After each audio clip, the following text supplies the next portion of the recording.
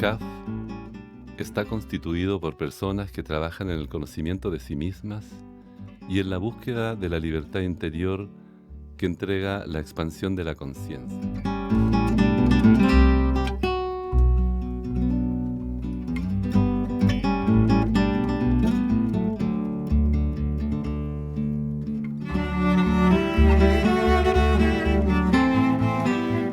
Saludos a todos y todas. Un gusto de ver ahí varias personas, amigos de años que no veo, así que feliz de poder compartir un ratito con ustedes. Les voy a compartir hoy día una presentación que no tiene ningún objetivo de tener un rigor científico ni académico, es más bien una provocación para ver si podemos profundizar en los temas que habitualmente vamos conversando, ¿no?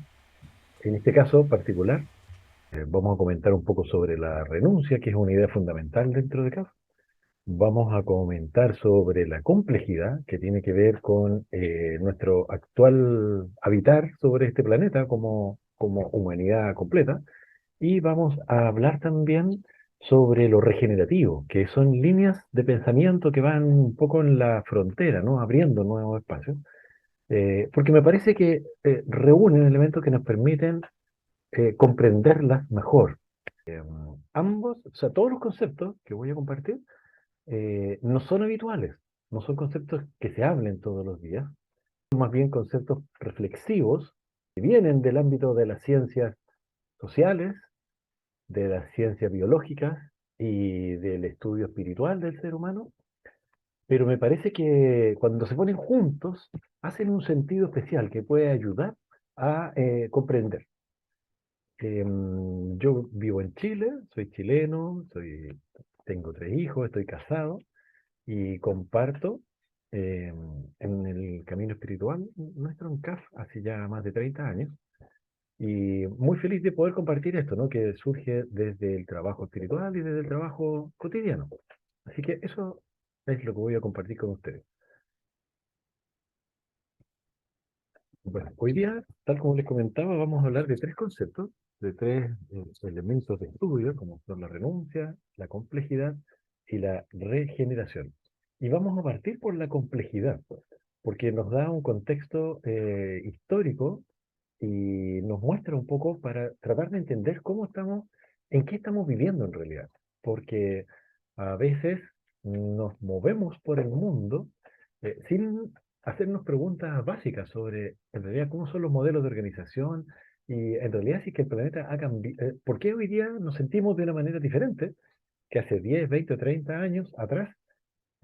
Pensando que tal vez somos nosotros los que no nos adaptamos bien, tal vez, pero desde la sociología se ha estudiado bastante un poco, digamos, estos nuevos tiempos que estamos viviendo y se ve claramente que hay diferencias enormes, enorme, con respecto al tiempo en que nosotros nacimos, que fue recién, ¿no? Hace unos poquitos años atrás, 30, 40, 50 años atrás, que es nada para el desarrollo de la humanidad, pero se han producido cambios gigantescos y muchas veces nosotros no sabemos cómo habitar esos cambios, cómo vivirlo, cómo movernos dentro de eso. Entonces, es bueno que hagamos una pequeña reflexión y nos preguntemos sobre este concepto de la complejidad. La complejidad es un modelo de estudio de poblaciones biológicas, esencialmente bacterias, virus y cosas así, que son extremadamente numerosos y que además tienen muchas interacciones, donde las matemáticas habituales, las matemáticas comunes, los modelos biológicos que se usaban hasta antes de empezar a estudiar estas poblaciones, no eran suficientes para entender las dinámicas. Entonces se tuvo que inventar una manera especial de estudiarlas para poder dar cuenta de sus relaciones y de cómo eran en realidad las reglas que ahí estaban operando. Entonces aparece este concepto de complejidad, o mejor dicho, de comportamiento no lineal. Se habla en biología y en matemática de comportamientos no lineales o complejos, ¿no? Dada el nivel de interacciones que ocurren. Este concepto que viene desde la biología, desde los estudios de poblaciones biológicas, actualmente se está extrapolando a nosotros, los seres humanos, la humanidad, porque estamos cumpliendo de manera social los mismos requisitos que se verifican en las poblaciones biológicas para hablar de complejidad. Básicamente, la cantidad de población, ¿no? Estamos hablando de 8.000 millones de personas. Por ejemplo, cuando hablamos del comportamiento del cerebro, ¿no? De las neuronas, que se habla de 80.000, 90.000 millones de neuronas, claro, tal vez 8.000 es menos, pero somos muchos, ¿no? Y somos muchísimo más que hace 100 años o que hace 200 años. O sea, hace 200 años atrás éramos 1.000 millones de personas, 1.000. En estos 200 años pasamos a 8.000, o sea, se multiplicó por una cantidad gigantesca. Y la última duplicación de los 4.000 a los 8.000 que hoy día somos pasó en 20 años. Entonces, este nivel de población es uno de los requisitos, ser muchos individuos. Y lo segundo tiene que ver con las interacciones. Y a través de los cambios tecnológicos de los últimos 20 o 30 años, hoy día cada uno de nosotros eh, dispone de un sistema de comunicación instantáneo y que nos permite, y que además es multiplataforma, o sea, podemos hablar, podemos ver, podemos comprar, podemos votar, podemos, o sea, tiene un nivel de interacción gigantesco, ¿no es cierto? Que nos pone en un escenario muy diferente que el que había hace 20 o 30 años atrás, al cual, el cual se denomina la complejidad, ¿no? Es un modelo de análisis no lineal o un modelo de interacciones complejas. Nosotros veníamos de un esfuerzo histórico gigantesco de 400 años por salir de lo que se llama el oscurantismo, ¿no? La Edad Media en el mundo occidental, donde básicamente se prohibió cualquier conocimiento que no cupiera, que no estuviera escrito en la Biblia, ¿no? Entonces no se podía investigar, no se podía. Estábamos en el mismo conocimiento hacía 1.000 años atrás.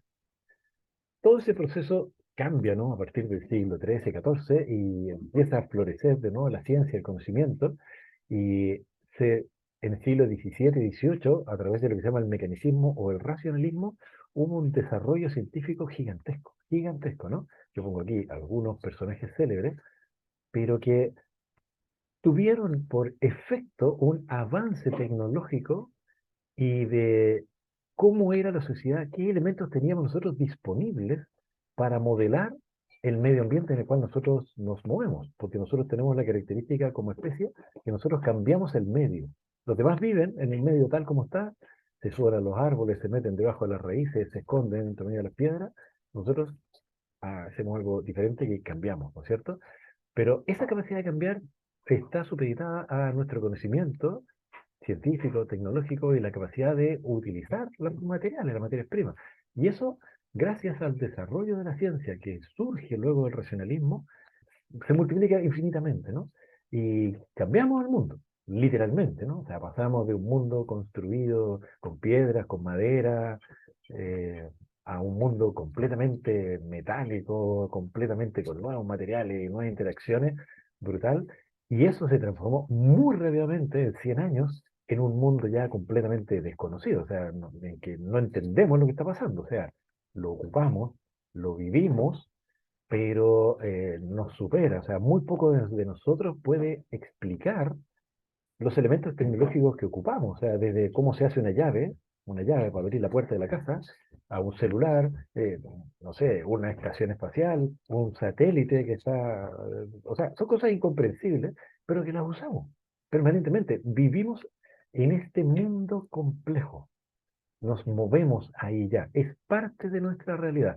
Y cuando decimos modelo complejo, se refiere a un sistema que no se puede describir completamente, ni el número de elementos, ni su diversidad, ni los entrelazamientos, ni la interdependencia. O sea, vivimos en una realidad que nos supera por todos lados, nos supera tecnológicamente, nos supera en su entendimiento social, nos supera en todos los sentidos. Y nosotros nos movemos ahí como si estuviéramos en el 1920 o en el 1820. O sea, no, mire, si voy a viajar, así que me voy a subir un vehículo y voy a ir. A ver, pero espérate, ¿qué tecnologías tiene ese vehículo? ¿Cómo se mueve? ¿Qué interacciones están pasando? O sea, hoy día tú te subes al auto y le hablas al auto y el auto hace cosas y hasta le puedes decir a dónde quieres ir y te muestra la ruta y en algunos casos los autos hasta pueden irse solos, ¿no? O sea, no entendemos lo que está pasando ahí. pero tampoco lo entendemos en la interacción de toda la sociedad. Y esto, que es biológico, ¿no? Que viene de la biología, hoy día eh, lo evidenciamos en nuestras relaciones sociales. O sea, ya somos una sociedad que se mueve dentro de estas características de complejidad. Ahora, esta complejidad la encontramos en la vida cotidiana por todas partes. Aunque no supiéramos, hasta antes de esta charla, a lo mejor alguno de ustedes nunca había escuchado estos conceptos, pero hoy día es así en todos los sentidos. O sea, la alimentación, hasta hace 20 o 30 años atrás, la alimentación era no tener hambre, pero hoy día no, pues, o sea, a ver, pero y las proteínas y la... O sea, es que hay una cantidad de cosas que tengo que tener en cuenta antes de comprar algo y dárselo a mi familia y si lo consumo o no lo consumo, si es que hago una dieta de un tipo, de otro tipo, ya no es una cosa de simplemente ya no tener hambre. En la educación pasa exactamente lo mismo, ¿no? La educación era, bueno, los niños van al colegio y sería, pero hoy día no, pues, porque hay muchos modelos de educación y realmente sirve la educación, o sea, qué sentido tiene lo que estoy haciendo, y etcétera, ¿no? O sea, cualquiera de estos espacios, la salud o el lenguaje, cómo cambian los lenguajes con la política, ¿no?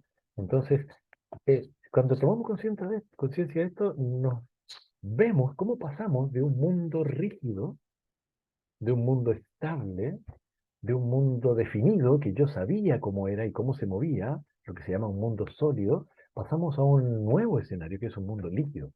E incluso hoy día se habla de un mundo gaseoso en que todo cambió. Literalmente, las relaciones, la forma, el lenguaje que yo uso. Bueno, pero no todos somos conscientes entonces qué es lo que ocurre. Al no tener conciencia, todo esto nos produce en realidad una crisis.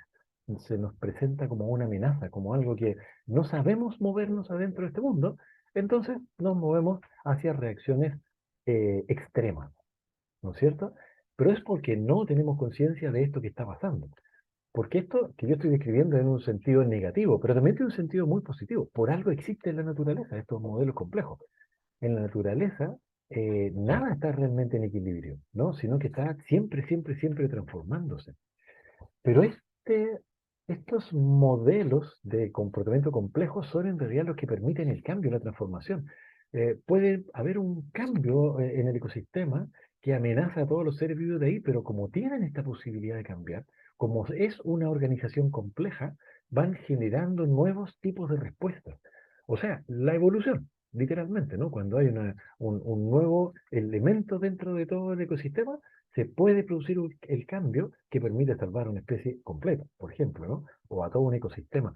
Entonces, en realidad, la complejidad lo que permite son nuevas respuestas, son nuevas maneras de interactuar. Pero a nosotros nos cuesta mucho porque nos cuesta la diversidad, nos cuesta la cooperación, nos cuestan estos elementos que tiene la vida.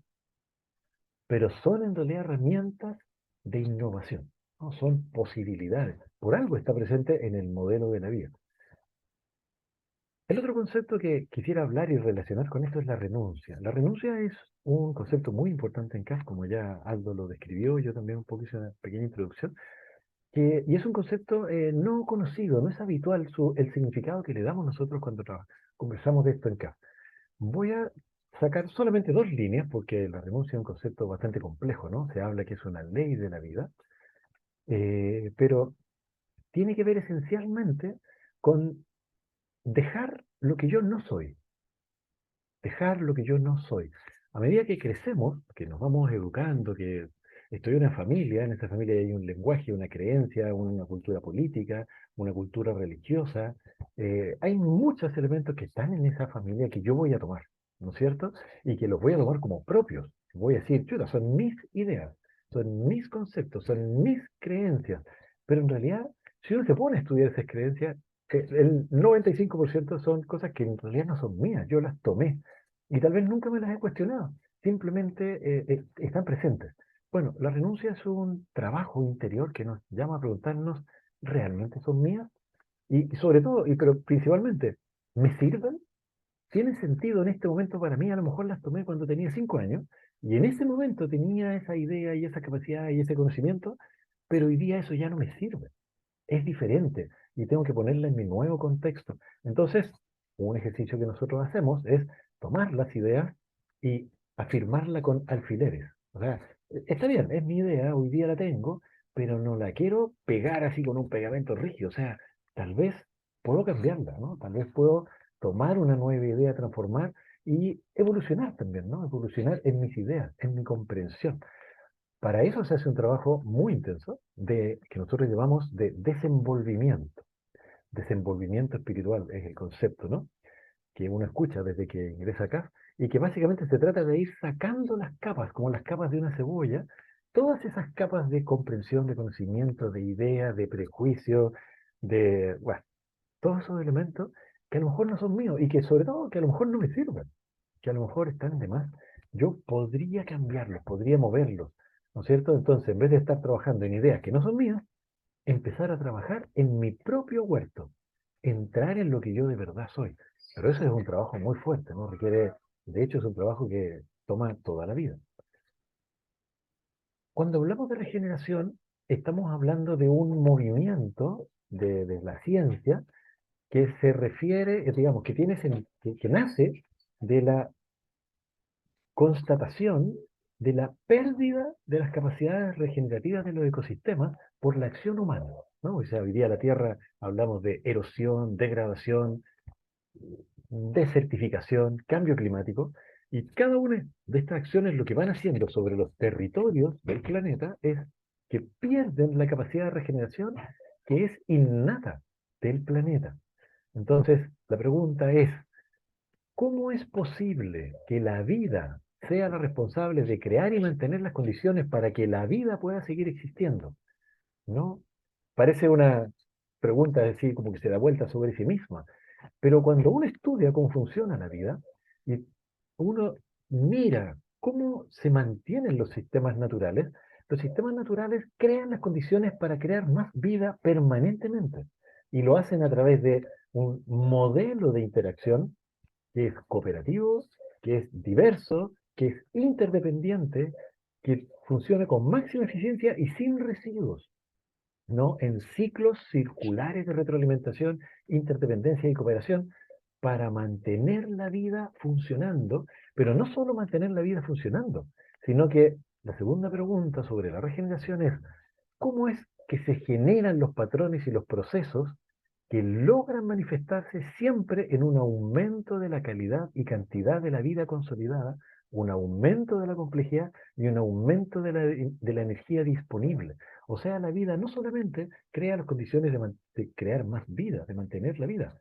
Llevamos 3.000 millones de años de vida, ¿no? Y 500 millones de años de vida sobre la Tierra, antes era solo en el mar. O sea, sabe mantenerse por cientos de millones de años. eh, ¿Cómo es que lo hace? Pero no solo lo hace, sino que aumenta la calidad y la cantidad de esa vida, aumenta la complejidad y la energía disponible para crear cada vez más vida. Entonces, si uno mira, ¿no? Y observa cualquier espacio natural poco intervenido, uno se da cuenta de esa diversidad, uno se da cuenta de cómo vibra, de cómo la vida está ahí presente sobre el agua, bajo el agua, en el suelo. Entonces, ahí hay una muy buena pregunta, ¿no? Que es lo que la ciencia viene preguntándose. La respuesta actual, más completa, es que esa característica que le da esa posibilidad de la vida se llama sintropía, que es lo contrario de la entropía, que la entropía es cuando la energía se va disgregando, va bajando la cantidad de energía disponible. En la sintropía es una coordinación, en este caso a través de la complejidad y las interacciones, la cooperación, la diversidad, las relaciones, se genera esta relación sintrópica donde se suman capacidades de entidades distintas para un resultado positivo común y que solo lo encontramos en los sistemas vivos que son capaces de autoproducir, se llama autopoiesis, son capaces de autoproducir sus procesos, su metabolismo, y conservar sus límites y estructura a través del tiempo, realizando a cada instante la unidad ecológica de organismo nicho, o sea, la relación entre el organismo y todo su contexto. Y la manera de entenderlo y la manera que hoy día la ciencia lo analiza es que en realidad la Tierra completa es un macroorganismo autoorganizado. Nosotros, la relación de las sales y los líquidos y los elementos químicos de nuestro cuerpo es prácticamente igual que la que está en el mar, porque los seres que crearon la Tierra sobre la vida sobre la Tierra venían del mar. Entonces copiaron esos elementos, ¿no? Los trajeron acá. Macroorganismo autoorganizado está en permanente equilibrio dinámico. O sea, el clima de la Tierra en realidad se autorregula, pero regula la vida, regula la cantidad de carbono, y regula la cantidad de oxígeno, y regula las condiciones para crear la vida.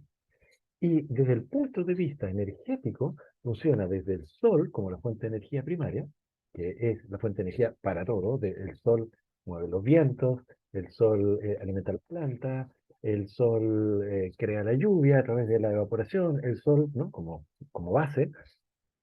Un segundo elemento que es el ciclo del agua, que es el que regula el clima. El agua es en realidad el que regula el clima. Luego el suelo, que es la retención de agua, fertilidad y la captura de carbono para mantener los equilibrios, y la sucesión natural de especies que tiene que ver con la biodiversidad. Todos estos elementos en un ciclo, ¿no? En un permanente equilibrio en toda la superficie del planeta, como si fuera un solo macroorganismo autoorganizado. Hoy día estamos trabajando en una situación, ¿no? De peligro planetario que nosotros le llamamos cambio climático u otros, donde el mismo planeta se entiende que está en riesgo, ¿no es cierto? Y hablamos de la sostenibilidad. Pero la pregunta que se hace la ciencia hoy en día es, ¿y si la sostenibilidad no fuera suficiente? Y en realidad el paso es la regeneración, lo regenerativo. Porque la sostenibilidad es para sostenerlo, mantenerlo en el tiempo. Pero a lo mejor eso no es suficiente, ¿no es cierto? Y tenemos que trabajar en nosotros mismos como un campo de cultivo, que somos nosotros mismos la semilla, que va a estar puesto ahí, para poder avanzar en una dinámica regenerativa, ¿no? Si vemos en realidad un pedazo de tierra con material orgánico y con plantas y otros animales que están ahí, lo que vemos en realidad es una altísima complejidad. Uno puede pensar que la tierra es algo simple. En una cucharada de tierra hay más de 6.000 millones de seres vivos en una cucharada de tierra que se interaccionan, que se entregan nutrientes, que mueven el agua, que pasa oxígeno. Al mismo tiempo, cuando nosotros como seres humanos vamos a la Tierra, ¿no? Y trabajamos en esa Tierra, tiene una característica muy particular y es que estamos en el presente. No es posible trabajar en esa Tierra así mirando el futuro o pensando en el pasado. En ese momento yo estoy ahí, plenamente presente, dejando todas las demás cosas, ¿no es cierto? Y al mismo tiempo es un trabajo regenerativo. Me parece que en esta metáfora, ¿no? De la semilla, la tierra, el huerto, hay elementos que realmente pueden ser muy interesantes y que nos permitan entrar en una comprensión un poco más profunda de quiénes somos nosotros y qué rol cumplimos en toda esta maravillosa nave espacial que que llamamos planeta Tierra.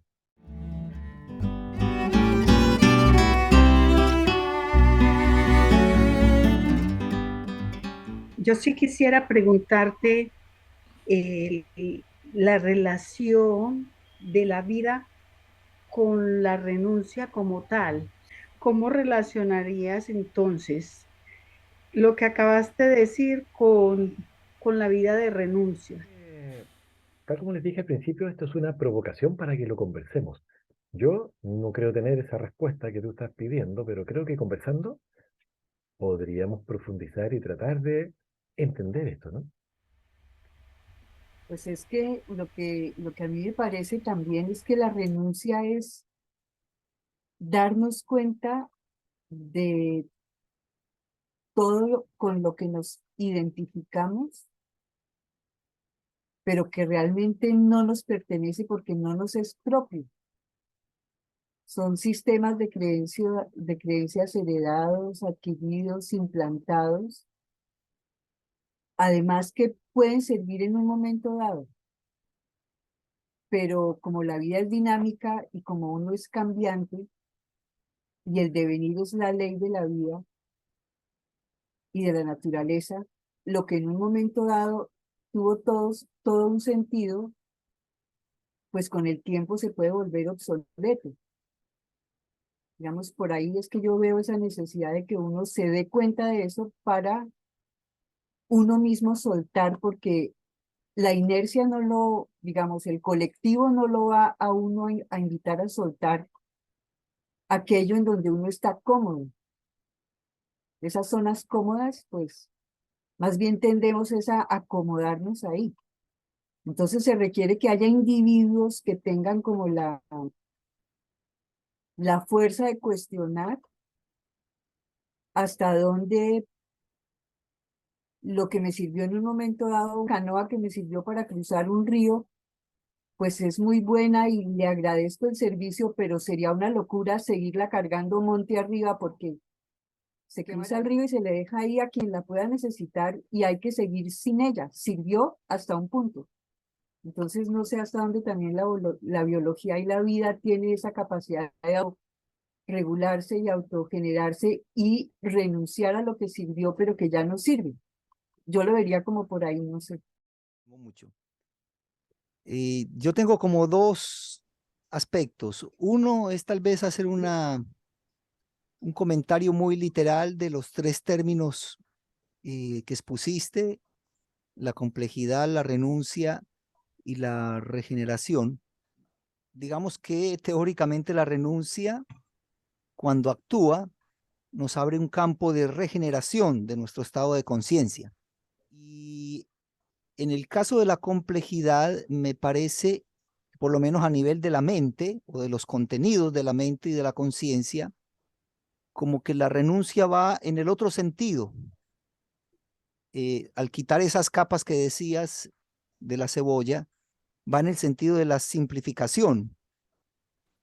Entonces, teóricamente, la renuncia sería un movimiento contrario a la complejidad, que la complejidad, bueno, digamos, es biológica, es existencial, y que de hecho lo que nos enfrentamos los seres humanos, que lo has expresado tú y otros, ya de por sí tenemos una complejidad mental y pareciera que la renuncia nos ayudaría a aclararnos, como a diferenciar en qué lugar va cada uno de esos contenidos.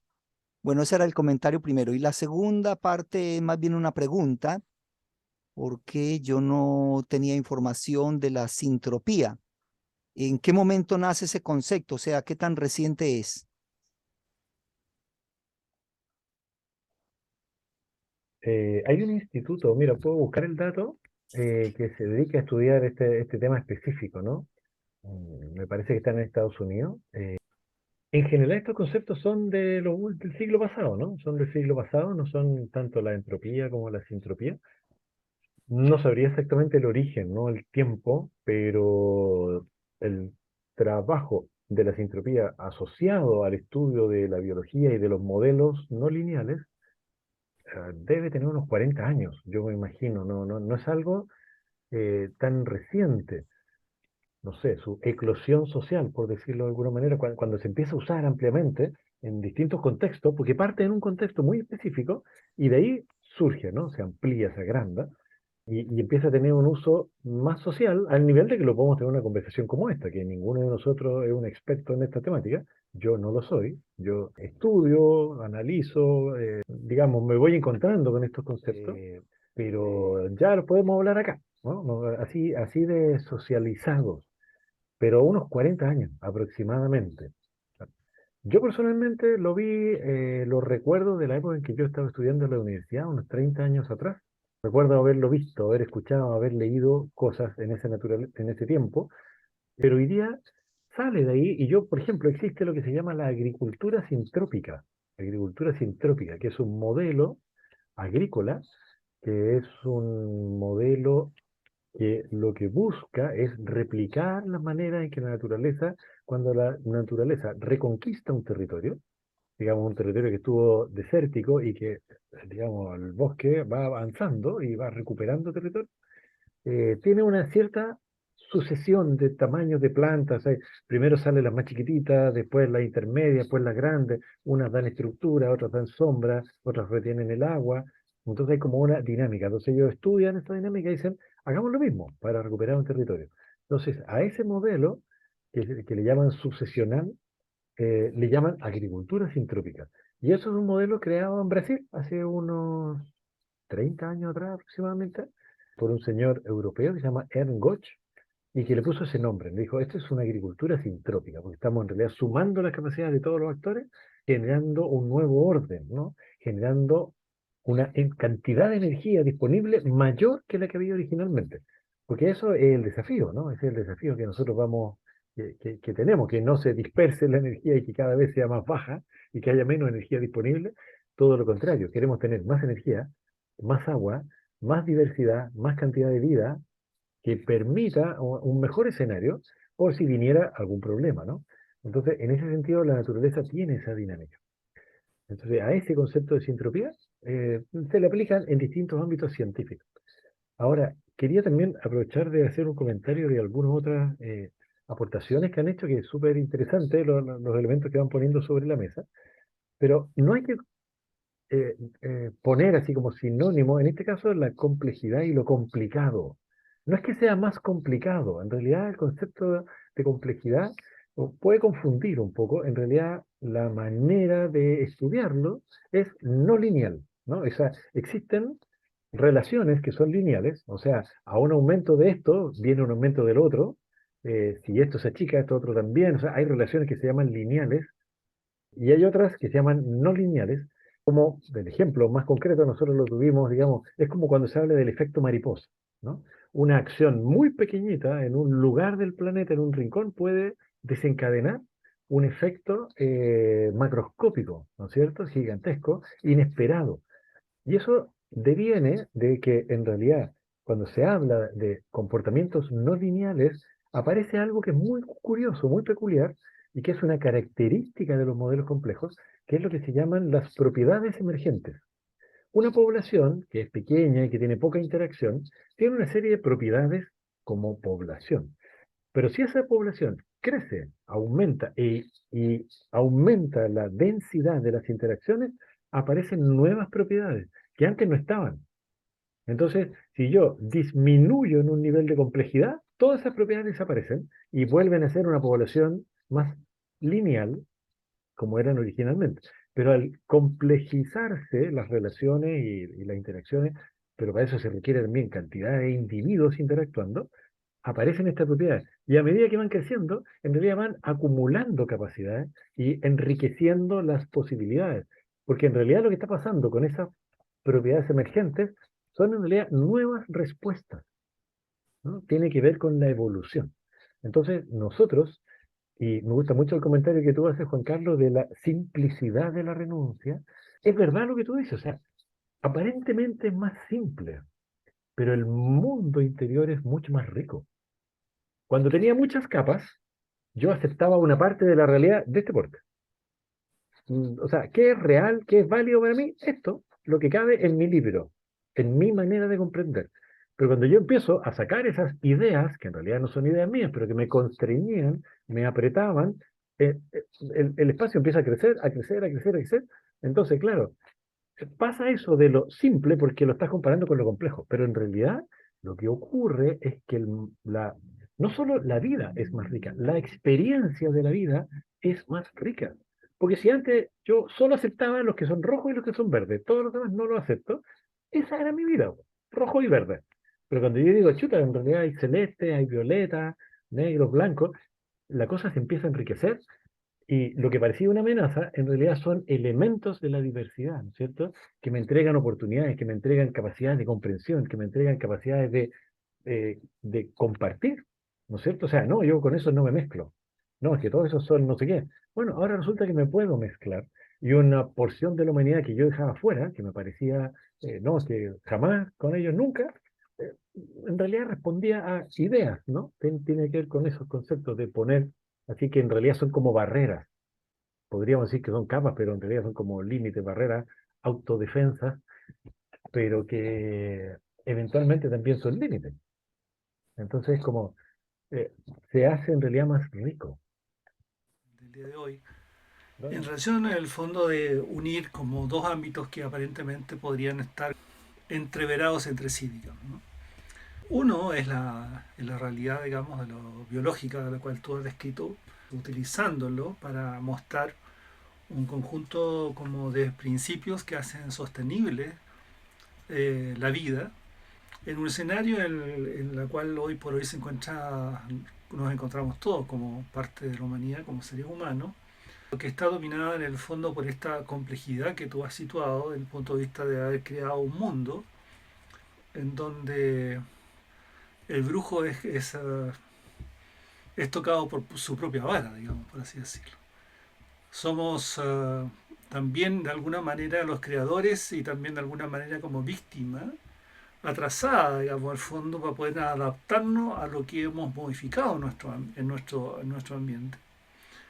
Entonces, hay un tema en ese sentido de la vida espiritual que se relaciona con este escenario, en donde yo creo que hay un cierto nivel de como metafórico que uno podría traducirlo de que tus planteamientos de carácter como ecológicos o biologicistas guardan o constituyen un orden también como espiritual. Hay un nivel de organización de la vida ahí que conceptualmente, que me habían dicho que se han conceptualizado, ¿no? Pero no lo hemos incorporado como parte de nuestra existencia. Una de ellas, por ejemplo, solo a modo de ejemplo, es lo que tú has tocado, la variabilidad dentro de un sistema, ¿no? Un sistema ecológico, en la medida en que es más variable, es más sostenible la vida. En cambio, a menos especies, la posibilidad de un ecosistema hace que sencillamente finalmente muera. Un poco va por ahí. Entonces, esta capacidad que ya lo hemos mencionado, creo todos, desde el punto de vista de que en realidad entonces aparece la vida espiritual como algo muy práctico, algo muy concreto, sobre lo cual hay que leer, digamos. O más bien dicho, parece que tenemos que reaprender a releer la vida espiritual como algo práctico y concreto. Bueno, una dimensión es la variable, que está como traducido en estas teorías más bien postmodernas de la inclusividad, ¿no? Ser inclusivo, que puede estar como desplegado en un conjunto como también de conducta o de comportamientos de orden social, como puede ser el respeto, la valoración por el otro, desarrollar, digamos, afectos que nos unan hacia los demás, etc., ¿no? Y hay un tema que quisiera como que tocáramos, que es el tema de la identidad, ¿no? Que ustedes también lo han planteado, digamos, en el sentido de que esta identidad parece ser que ya se mencionó en el fondo, de que el conjunto como de ideas no son la realidad. Las ideas son representaciones, digamos, del fondo acerca de una realidad, que construyen realidades, pero estamos claros de que esa no es la realidad. En el fondo, es como parte del sueño, digamos, ¿no? De creer que es lo que es, digamos, lo que creemos que es, digamos. Es una cuestión muy tautológica, digamos, en el fondo, que siempre se vuelve siempre sobre sí misma. Y el gran peligro, como tú lo has mencionado, es quedarse encerrado en eso, ¿no? Y por lo tanto no estar dando cuenta de la vida, no solo desde el punto de vista de su comprensión, o para aquellos que nos entusiasmamos con el análisis, digamos, al fondo, ¿no? de poder como comprender lo que es la realidad, sino más bien parece ser cómo vivimos. O sea, la pregunta es más fundamental, más que conocer o comprender, cómo vivimos. En ese sentido es muy interesante cuando reaparece este concepto que sustituye la sostenibilidad por la regeneración. Se regenera, es decir, se vuelve, digamos, al fondo a crear vida, ¿desde dónde?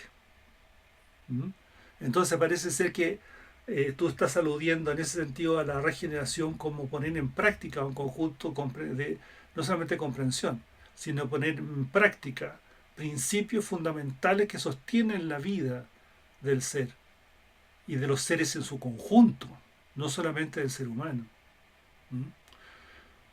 Y por lo tanto esa identidad no está afuera, sino está dentro. Por así decir, parece ser que existen un conjunto de principios que en alguna parte podemos recordar, que pueden de alguna manera permitirnos construir una vida atravesando situaciones conflictivas o difíciles o llenas de incertidumbre. Entonces, tiene que ver justamente con el tema de la identidad. ¿Con qué nos estamos identificando? En tanto, en una situación de crisis y de crisis actual en este mundo postmoderno, en donde no solamente las instituciones no son creíbles, sino en el fondo no hay nada que se sostenga, digamos. Entonces, ¿quién sostiene al individuo en particular, digamos, a ese yo, ¿no? Ya no hay un profesor que te diga la verdad, digamos, o que te entregue un conocimiento. ¿De dónde surge eso? Entonces parece ser que nos movemos bien hacia un mundo más fáctico, más de hechos, ¿ah? De cuestiones que son prácticas, que son cosas concretas. Más bien es un saber hacer.